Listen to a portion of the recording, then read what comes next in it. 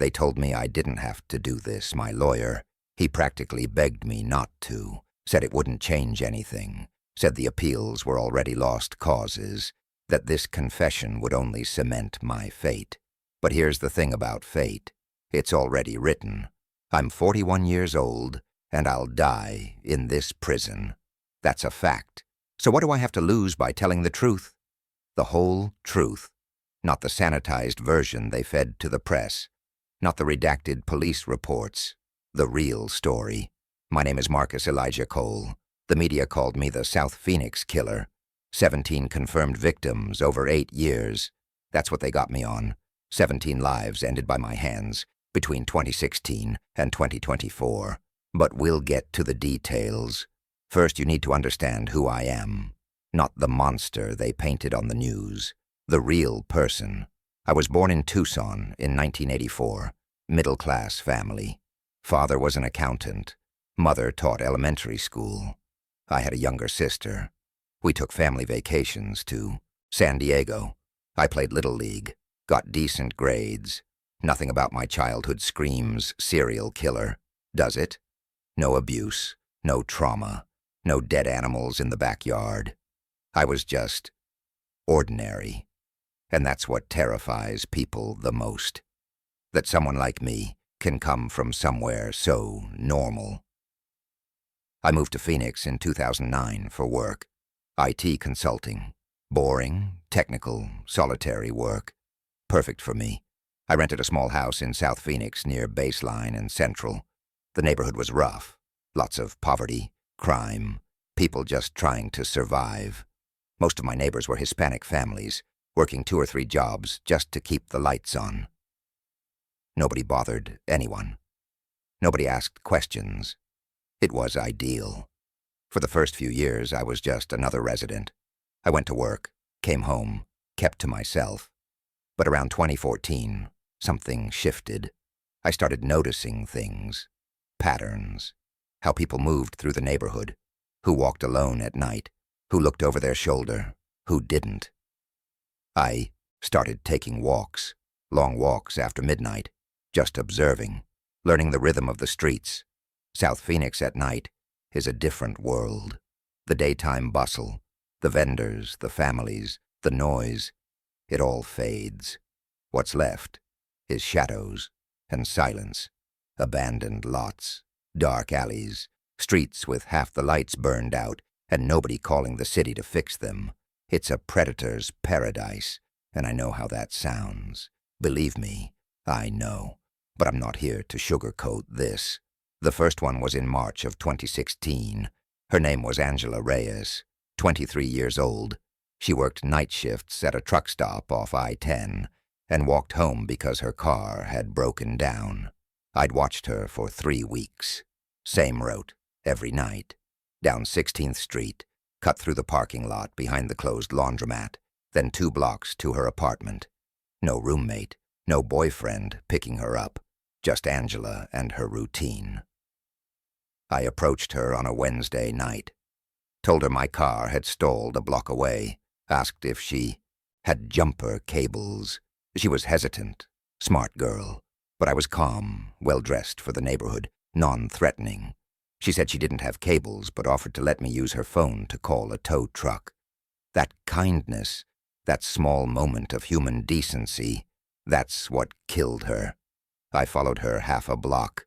When we reached a stretch of street with no cameras, no lights, no witnesses, I grabbed her from behind. Forearm across the throat, cutting off the air. She struggled, they always do, but I'm 6'2", 200 pounds.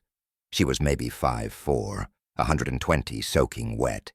It took 90 seconds for her body to go limp, 90 seconds for Angela Reyes to stop existing. I put her in my trunk, drove out to the desert near South Mountain, buried her in a spot I'd scouted weeks earlier. Deep enough that the coyotes wouldn't find her. Remote enough that hikers never would. And then I went home. Showered, went to bed, woke up the next morning and went to work. Like nothing had happened.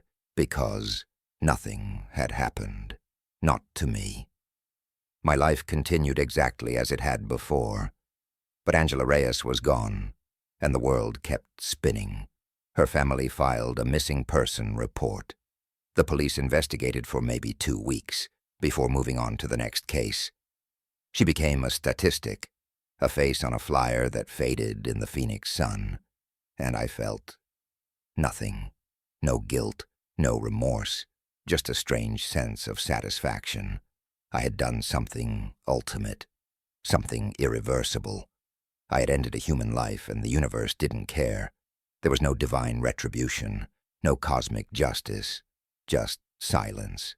6 months later, I did it again.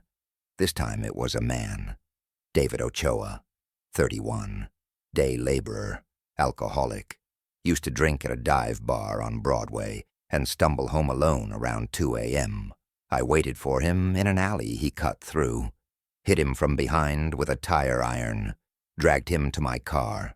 Same desert, different grave. The pattern established itself. I would select someone, always from South Phoenix, always someone vulnerable, someone whose disappearance wouldn't generate headlines. The homeless, the addicted, the undocumented, sex workers. People society had already decided didn't matter. I'm not saying that to justify anything. I'm saying it because it's true. These people were invisible in life. They remained invisible in death. I varied my methods. Strangulation, blunt force trauma. Once, a knife. I'm not a sadist. I didn't torture them. I didn't keep trophies. This wasn't about inflicting pain or reliving the moment. It was about the act itself, the finality, the control. Between 2016 and 2020, I killed 9 people. 9 people who vanished without a trace. The police never connected the cases because there was nothing to connect. Different victim profiles, different methods, different dump sites across thousands of square miles of desert. I was careful, meticulous. I wore gloves. I cleaned my car. I never took their phones or wallets. Nothing that could ping a cell tower or show up in a pawn shop. They simply ceased to exist. You want to know what I thought about? During those 4 years, honestly, not much. I thought about work, about paying bills, about whether to get Thai or Mexican for dinner. The killings were just part of my life, like going to the gym or doing laundry. Every few months the urge would build, a restlessness, an itch that needed scratching, and I would start planning, watching, waiting, and then it would be done, and the calm would return. I need you to understand something. I'm not insane. I was evaluated by 3 different psychiatrists during the trial. All of them concluded I was competent. I knew right from wrong. I understood the consequences of my actions. I just didn't care. That's not psychosis. That's not a brain tumor or a chemical imbalance. That's choice. In 2020, during the pandemic, I stopped for a while. Not out of fear or conscience, it was just too risky. Too many people staying home. Too many cameras being installed. Too much attention on empty streets. So, I waited. Patience is a virtue, isn't it? By 2022, things had normalized. People were back to their routines, back to ignoring each other. I resumed in June of that year. A woman named Carmen Silva, 56 years old, cleaned houses for wealthy families in Scottsdale, and took 3 buses to get home to South Phoenix. I offered her a ride, told her I'd seen her at the bus stop, and felt bad. She accepted. Why wouldn't she? I looked respectable, professional, safe. I killed her in my garage, strangled her with a belt, buried her near the Estrella Mountains. Her family held vigils, put up flyers. The local news did a 2-minute segment, and then she was forgotten. After Carmen, there were 6 more. I won't give you all the details, you get the idea, but I'll tell you about the last one, the one that ended everything. December 2024. His name was Rafael Torres, 19 years old. Kid. Was walking home from his girlfriend's place around midnight. I'd been watching him for weeks, but that night was impulsive. I'd had a bad day at work, got passed over for a promotion. I was angry, restless, saw Raphael walking alone and just decided. I followed him in my car, pulled up beside him, asked for directions to a street that didn't exist. He was polite, leaned in to look at my phone. That's when I grabbed him, pulled him halfway through the window. He fought harder than most, scratched my face, ripped my jacket. I punched him until he stopped moving, then drove him out to the desert. But I made mistakes. Plural. I was sloppy, angry. I smoked a cigarette while digging the grave, something I'd never done before. Dropped the butt without thinking. Didn't wear gloves when I moved his body. Left tire tracks in the soft sand. And when Raphael's girlfriend reported him missing the next day, the police actually investigated. Because Raphael wasn't invisible. He was a college student. He had a future. People cared. They found his body 3 weeks later. A hiker's dog smelled the grave. Once they had a crime scene, everything unraveled. The cigarette butt had my DNA. The tire tracks matched my car. Surveillance footage from a gas station 2 miles away showed my vehicle driving toward the desert at the right time. They searched my house and found fibers that matched Raphael's clothing. Microscopic blood traces in my trunk. I was arrested on January 14th, 2025. Exactly 1 year and 11 days ago. During the interrogation, they tried everything. Good cop, bad cop, showing me photos of Raphael's mother crying, telling me I could make a deal if I cooperated. But I didn't say a word, not until my lawyer arrived. And even then, not much. The evidence was overwhelming. My trial lasted 6 weeks. The prosecutor painted me as a monster. The defense argued I had mental health issues, which was bullshit, but that's their job. The jury deliberated for 4 hours. Guilty on all 17 counts of first-degree murder. The judge gave me life without parole. I'll die in this prison. That's fine. I accepted that the moment they found Raphael's body. Now we get to the question everyone wants answered. Why? Why did I do it? And the honest answer, the answer nobody wants to hear, is that I don't have a good reason. I wasn't abused. I wasn't trying to send a message. I didn't hear voices.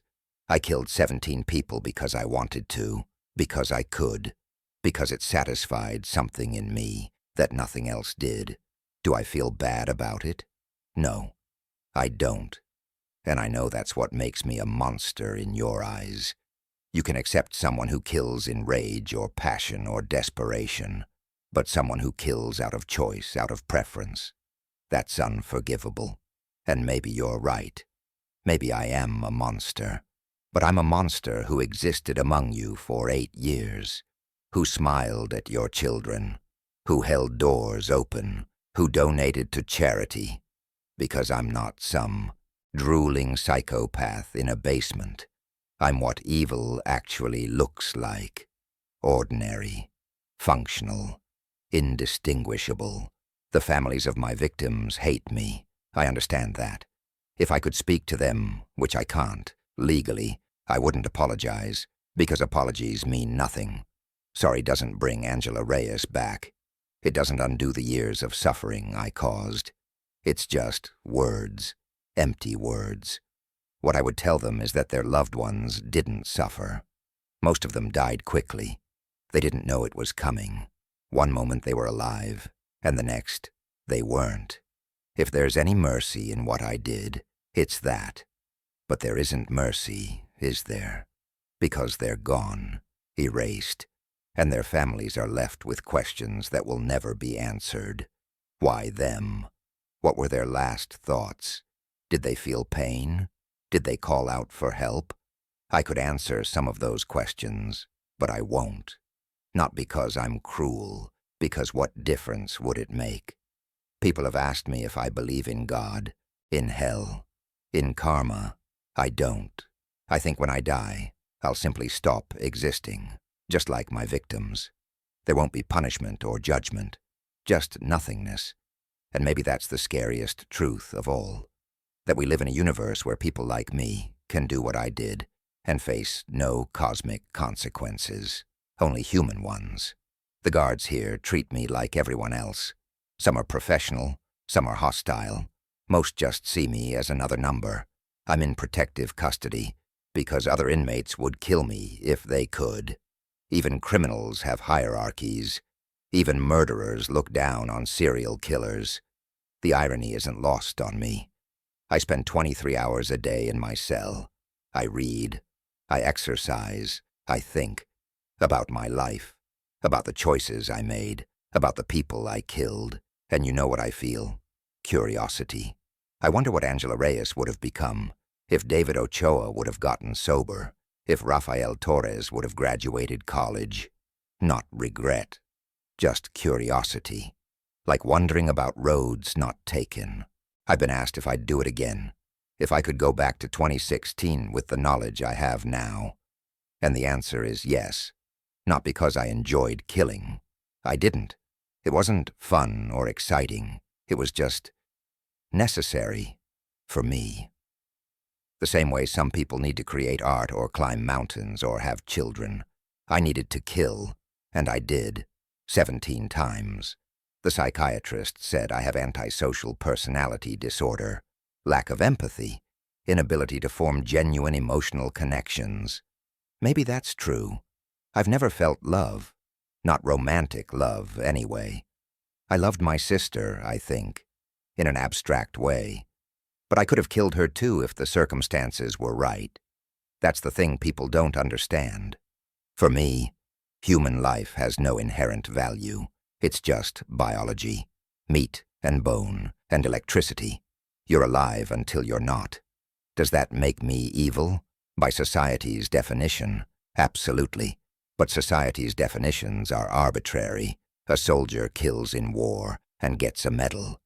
An executioner kills by legal decree and goes home to dinner. I killed by choice and got life in prison. The act is the same. Only the context changes. I'm not saying I should be free.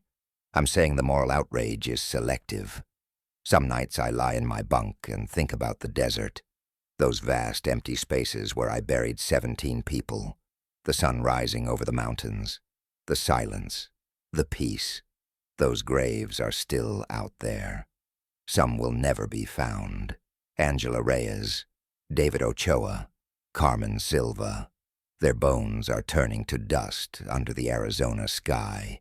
In 100 years, no one will remember them, or me. We'll all be equally forgotten. That's the truth no one wants to admit. That we're all temporary, insignificant. Whether you live 60 years or 60 seconds, the end result is the same. Oblivion.